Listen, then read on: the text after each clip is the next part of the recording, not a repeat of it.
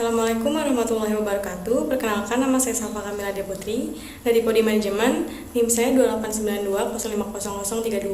Di sini saya akan membahas tentang UTS perpajakan. Dasar-dasar pajak. Definisi pajak menurut Undang-Undang Nomor 16 Tahun 2009 tentang Ketentuan Umum dan Tata Cara Perpajakan adalah: pajak adalah kontribusi wajib kepada negara yang terutang oleh orang pribadi atau badan yang bersifat memaksa berdasarkan undang-undang dengan tidak mendapatkan imbalan secara langsung dan digunakan untuk keperluan negara bagi sebesar-besarnya kemakmuran rakyat. Fungsi pajak. Fungsi budgeteer pajak memberikan sumbangan terbesar dalam penerimaan negara. Kurang lebih 60-70% penerimaan pajak memenuhi postur APBN. Oleh karena itu, pajak merupakan salah satu sumber penerimaan pemerintah yang menjadi andalan untuk membiayai pengeluaran rutin maupun pengeluaran pembangunan. Contohnya, penerimaan pajak sebagai salah satu sumber penerimaan APBN. Yang kedua ada fungsi mengatur atau reguleren. Pajak berfungsi sebagai alat untuk mengatur masyarakat atau melaksanakan kebijakan pemerintah dalam bidang sosial dan ekonomi. Contohnya, memberikan insentif pajak atau tax holiday untuk mendorong peningkatan investasi di dalam negeri. Selanjutnya ada 3 prinsip utama perpajakan. Yang pertama, efisiensi, yaitu pemungutan pajak harus mudah dan murah dalam penagihannya, sehingga hasil pemungutan pajak lebih besar dari biaya pemungutannya. Yang kedua ada equity, yaitu pemungutan pajak harus adil di antara satu wajib pajak dengan wajib pajak lainnya. Pajak dikenakan kepada wajib pajak harus sebanding dengan kemampuannya untuk membayar pajak tersebut dan manfaat yang diterimanya. Yang ketiga, economic effect must be considered. Pajak yang dikumpulkan dapat mempengaruhi kehidupan ekonomis wajib pajak. Hal ini harus diperhatikan ketika merumuskan kebijakan perpajakan. Pajak yang dikumpulkan jangan sampai membuat seseorang melarat atau mengganggu kelancaran produksi perusahaan. Lalu ada kedudukan hukum pajak. Hukum dibagi menjadi 2, yaitu hukum perdata dan hukum publik. Hukum perdata dapat dibagi menjadi hukum perorangan, hukum keluarga, hukum warisan, dan hukum harta karyawan. Hukum publik adalah hukum yang mengatur hubungan antara penguasa dengan warganya. Hukum publik terdiri dari hukum tata negara, hukum administrasi, hukum pajak, dan hukum pidana. Hukum pajak bagian dari hukum publik yang mengatur hubungan antara sebagai pemungut pajak dengan rakyat sebagai pembayar pajak. Dengan kata lain, hukum pajak menerangkan tentang siapa-siapa yang menjadi wajib pajak dan apa yang menjadi kewajiban mereka kepada pemerintah. Hak-hak pemerintah, objek-objek apa yang dikenakan pajak, timbulnya dan hapusnya hutang pajak, cara penagihan, dan cara pengajuan keberatan. Teori yang mendukung pemungutan pajak. Yang pertama ada teori asuransi. Negara bertugas melindungi orang atau warganya dengan segala kepentingannya, yaitu keselamatan dan keamanan jiwa dan harta bendanya. Oleh sebab itu, pembayaran pajak dianggap atau disamakan dengan pembayaran premi, karena mendapat jaminan perlindungan dari negara. Yang kedua, teori kepentingan. Teori ini menekankan pembebanan pajak pada penduduk seluruhnya harus didasarkan atas kepentingan orang masing-masing dalam tugas negara atau pemerintah, termasuk juga pelindungan atas jiwa orang-orang itu serta harta bendanya. Pembayaran pajak dihubungkan dengan kepentingan orang-orang tersebut terhadap negara. Maka semakin besar kepentingan seseorang terhadap negara, semakin besar pajak yang harus dibayar. Yang ketiga, teori daya pikul. Teori daya pikul mengandung suatu kesimpulan bahwa dasar keadilan dalam pemungutan pajak adalah terletak pada jasa-jasa yang diberikan oleh negara kepada warganya, yaitu perlindungan atas jiwa dan harta bendanya. Untuk memenuhi kepentingan tersebut, dibutuhkan adanya biaya yang harus dipikul oleh warga dalam bentuk pajak.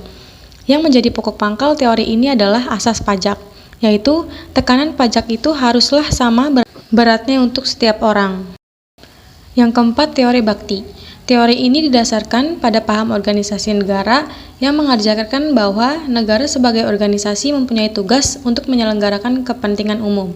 Negara mempunyai hak mutlak untuk memungut pajak dan rakyat harus membayar pajak sebagai tanda buktinya terhadap negara. Yang kelima, teori asas daya beli. Menurut teori ini, fungsi pemungutan pajak yaitu mengambil daya beli dari rumah tangga masyarakat untuk rumah tangga negara. Kemudian, menyalurkan kembali ke masyarakat dengan maksud untuk memelihara kehidupan masyarakat dan untuk membawa ke arah tertentu, yaitu kesejahteraan. Timbulnya utang pajak. Rohmat Sumitra mengemukakan bahwa utang pajak adalah utang yang pembaruan hukum pajak Bab 8, Utang Pajak 155-156, Pembaruan Hukum Pajak Bab 8, Utang Pajak 157 timbulnya secara khusus karena negara atau kreditor terikat dan tidak dapat memilih secara bebas siapa yang akan dijadikan debiturnya. Hal ini terjadi karena utang pajak timbul karena undang-undang. Kapan timbulnya utang pajak merupakan kajian dari hukum pajak untuk menentukannya. Tetapi, dalam hal ini terdapat dua teori yang membicarakan, yaitu teori material dan teori formil. Teori material yaitu utang pajak timbul karena berlakunya undang-undang. Seseorang dikenai pajak karena suatu keadaan dan perbuatan. Ajaran ini ditetapkan pada self-assessment system. Sedangkan teori formil yaitu utang pajak timbul karena dikeluarkannya surat ketetapan pajak oleh Fiskus. Ajaran ini ditetapkan pada official assessment system. Dihapusnya utang pajak dapat disebabkan beberapa hal. Yang pertama ada pembayaran. Utang pajak yang melekat pada wajib pajak akan hapus karena pembayaran yang dilakukan ke kas negara. Pembayaran secara lunas dalam bentuk sejumlah uang yang dilakukan oleh wajib pajak, penanggung pajak, atau kuasa hukumnya merupakan faktor yang menyebabkan berakhirnya utang pajak. Yang kedua, pembayaran dengan cara lain. Pelunasan pajak tidak selalu dilakukan dengan cara membayar dalam bentuk uang, tetapi Undang-Undang Pajak memperkenankan pembayaran dengan cara lain.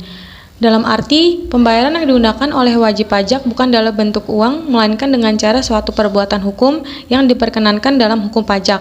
Dengan demikian, pembayaran dengan cara lain atau tidak menggunakan uang sebagai alat bayar tidak merupakan suatu pelanggaran hukum, karena diperkenankan oleh Undang-Undang Pajak. Yang ketiga, kompensasi. Keputusan yang ditujukan kepada kompensasi utang pajak dengan tagihan seseorang di luar pajak tidak diperkenankan. Oleh karena itu, kompensasi terjadi apabila wajib pajak mempunyai tagihan berupa kelebihan pembayaran pajak. Jumlah kelebihan pembayaran pajak yang diterima wajib pajak sebelumnya harus dikompensasikan dengan pajak-pajak lainnya yang terutang.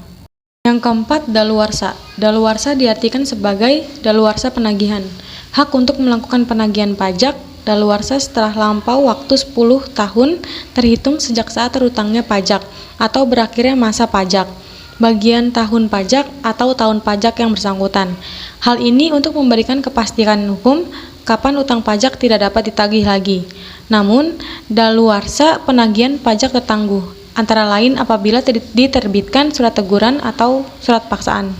Yang kelima, pembebasan. Utang pajak tidak berakhir dalam arti yang semestinya, tetapi akan ditiadakan. Pembebasan umumnya tidak diberikan terhadap pokok pajaknya, tetapi terhadap sanksi administrasi.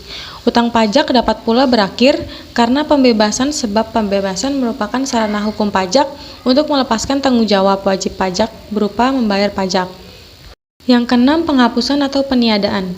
Penghapusan utang pajak sama sifatnya dengan pembebasan, tetapi diberikannya karena keadaan keuangan wajib pajak. Peniadaan juga merupakan cara untuk mengakhiri utang pajak, sebagaimana dikatakan oleh Rohmat Sumitra bahwa peniadaan sebagai upaya untuk mengakhiri utang pajak dikenal dalam hukum pajak. Pajak penghasilan atau PPh. Pajak penghasilan atau PPh adalah pajak yang dikenakan terhadap setiap tambahan nilai kemampuan ekonomis yang diterima wajib pajak, baik itu berasal dari dalam maupun dari luar negeri, yang mana bisa menambah kekayaan wajib pajak yang bersangkutan.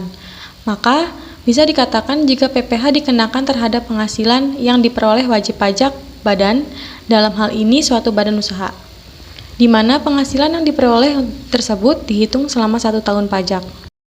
Pajak penghasilan atau PPh juga diberlakukan kepada suatu perusahaan atas pengelolaan yang berkaitan dengan barang dan jasa. Hal ini berarti bahwa pemungutan pajak juga bisa diambil dari barang atau jasa yang dikelola oleh suatu badan usaha. Seluruh badan usaha di Indonesia yang telah terdaftar dan memiliki NPWP atau nomor pokok wajib pajak berkewajiban untuk membayar pajak. Di antaranya yaitu perusahaan terbatas atau PT, perusahaan firma atau FA, dan perseroan komanditer atau CV, dan lainnya. Selanjutnya ada jenis pajak penghasilan PPh badan usaha. Yang pertama ada PPh Pajak Penghasilan Pasal 15. PPh Pasal 15 merupakan pajak yang berhubungan dengan norma perhitungan khusus yang ditujukan untuk golongan wajib pajak tertentu. Yang kedua, PPh Perusahaan Pajak Penghasilan Pasal 21. PPh Pasal 21 adalah pajak yang dibebankan atas penghasilan yang berupa gaji, honorarium, tunjangan, dan lainnya. Penghasilan tersebut sehubungan dengan pekerjaan, jasa, dan kegiatan lain yang diterima oleh wajib pajak dan dibayarkan setiap bulannya. Yang ketiga, PPh Pasal 22. Pemungutan pajak ini diperoleh dari wajib pajak yang melakukan kegiatan impor atau dari pembelian atas penjualan suatu barang mewah. Pihak pemungut PPh Pasal 22 terdiri dari bendahara pemerintah, instansi atau lembaga pemerintah dan lembaga lainnya, dan badan tertentu, baik itu badan pemerintah maupun swasta yang berkenan dengan kegiatan di bidang impor ataupun kegiatan usaha di bidang lainnya. Yang keempat, PPh Pasal 23. Pajak penghasilan yang dipotong oleh pihak pemungut pajak dari wajib pajak pada saat melakukan suatu transaksi. Transaksi yang dimaksud meliputi pembagian keuntungan saham atau dividen, royalti, bunga, hadiah, sewa, dan penghasilan lainnya. Tarif untuk PPh Pasal 23 akan dikenakan berdasarkan pada DPP atau Dasar Pengenaan Pajak. Yang kelima, PPh Pasal 25, yaitu angsuran pajak yang berasal dari jumlah PPh terutang menurut SPT tahunan, di mana untuk pembayaran pajaknya harus dibayarkan sendiri tanpa diwakilkan oleh siapapun dan dilaksanakan secara berangsur. Jenis PPh ini bertujuan untuk meringankan beban wajib pajak dalam melaksanakan pembayaran pajak tahunannya. Yang keenam, PPh Pasal 26. PPh ini dikenakan atas penghasilan yang bersumber dari Indonesia, yang mana diterima oleh wajib pajak luar negeri, dengan pengecualian selain bentuk usaha tetap atau BUT yang ada di Indonesia. PPh Pasal 26 ini merupakan penerapan dari asas sumber yang dianut dalam sistem pemungutan pajak yang ada di Indonesia. Yang ketujuh, PPh Pasal 29. PPh ini dihasilkan dari nilai lebih pajak terutang, yaitu pajak terutang dikurangi kredit pajak, atau pada saat jumlah pajak terutang yang dimiliki suatu perusahaan dalam 1 tahun pajak jumlahnya lebih besar dari jumlah kredit pajak yang telah dipotong. PPh Pasal 29 ini harus dibayarkan dan dilunasi sebelum SPT tahunan PPh badan tersebut dilaporkan. Yang kedelapan, PPh Pasal 4 Ayat 2. Pajak ini dipotong dari bunga deposito dan tabungan lainnya, serta bunga obligasi dan surat utang negara, bunga simpanan yang dibayarkan koperasi, hadiah undian, transaksi saham, dan sekuritas lainnya. Penghasilan yang umumnya dikenakan pajak ini bersifat final atau pajak yang tidak bisa dikreditkan. Pajak bumi dan bangunan. Pajak bumi dan bangunan atau yang disingkat PBB adalah pajak yang ditanggungkan atas tanah dan bangunan. Pajak tersebut dikenakan karena adanya keuntungan atau kedudukan sosial ekonomi yang lebih baik, karena hak atas tanah dan bangunan yang sudah ditempatinya. Jadi, bagi setiap orang khususnya pelaku usaha yang memperoleh manfaat atas tanah dan bangunan yang ditempatinya berkewajiban untuk membayar pajak PBB setiap tahunnya. Selanjutnya ada cara menghitung pajak bumi dan bangunan atau PBB. Contohnya, diketahui bahwa NJOP suatu objek pajak 2 juta, maka untuk menghitung beberapa PBB yang harus disetorkan dapat dimulai dengan mengetahui terlebih dahulu NJKP-nya, seperti berikut ini. NJKP 20% dikali 2 juta, yaitu 400.000. Setelah diketahui nilai NJKP, kemudian baru bisa menghitung PBB-nya, yaitu PBB sama dengan 0,5% dikali 400.000, sama dengan 2.000. Sekian yang bisa saya sampaikan, mohon maaf jika ada kesalahan kata. Wassalamualaikum warahmatullahi wabarakatuh.